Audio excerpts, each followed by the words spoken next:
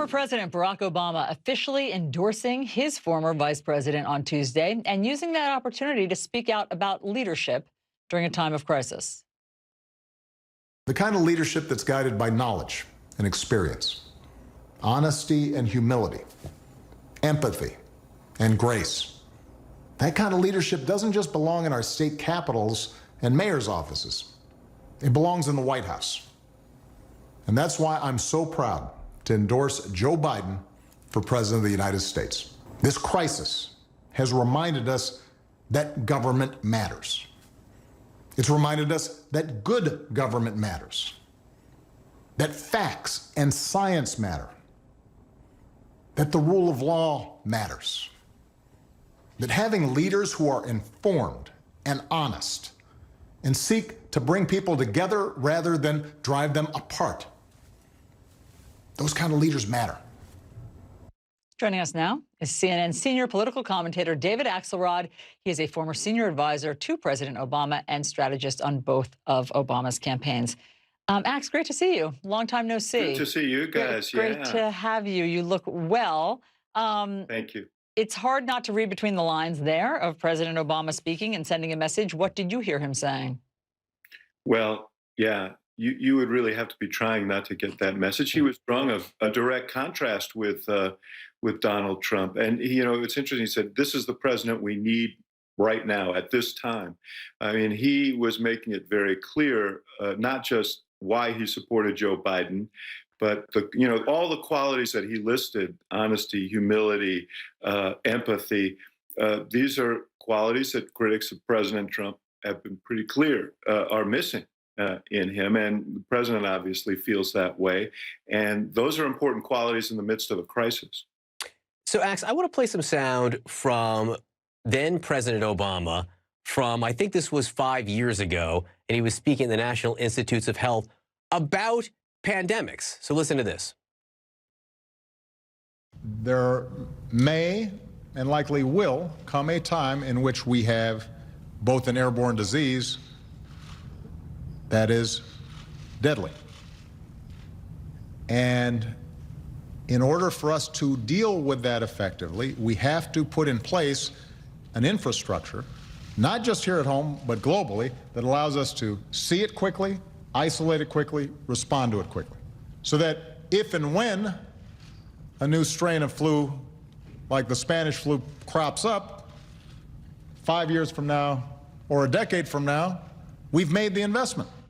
Yeah, so that was 2014, which is interesting. So, David, a lot of people are looking at this election now saying, really, it will be run on the response to this pandemic. If that is in fact the case, what role do you see President Obama playing in this election? Look, I think that he's going to be active. He's very, very passionate about where we are. I think that was reflected in the statement that he made yesterday. It was obviously very, very thoughtfully crafted. It was a lengthy statement. You see, he has a lot of concerns that are pent up, and I think he's going to play a public role in this campaign. He's probably also going to play a private role in terms of offering counsel and encouragement to Biden and Biden's campaign. He had been waiting for this moment because he wanted the campaign to be over. He didn't want to put his thumb on the scale for Biden or any candidate until voters had a chance to choose their nominee. But he's made it clear from the beginning that he was going to be an active participant in the campaign. How that happens now, given all the limitations of this COVID-19 era, remains to be seen. But obviously, he's going to be on digital and in other ways, a big presence in this campaign. But in terms of his style, David, what does it look like? He notably didn't mention President Trump's name. He didn't have to. Is he going to continue to do that? I mean, is that by design?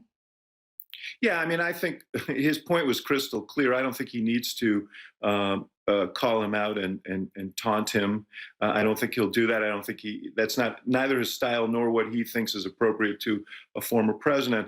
But I think his critique is going to be tough, because he feels passionately about it. And you could see that yesterday. I don't think this is the last of that in this campaign. And as we, go down the track, you'll see more and more of a critique from him. In the near term, my view is that the best thing he can do is also elevate Biden, and he's a great witness to who Biden is. He's seen what he's done. He understands his experience, and he has very good personal insights into Biden's humanity. People need to know more about Biden. As well known as he is, there's not a lot of depth of knowledge about him. Barack Obama knows him as well as anyone and has credibility in presenting who Biden is to the American people. Hey, David, very quickly, what was your thought bubble when you were watching that video from then President Obama in 2014 talking about pandemics?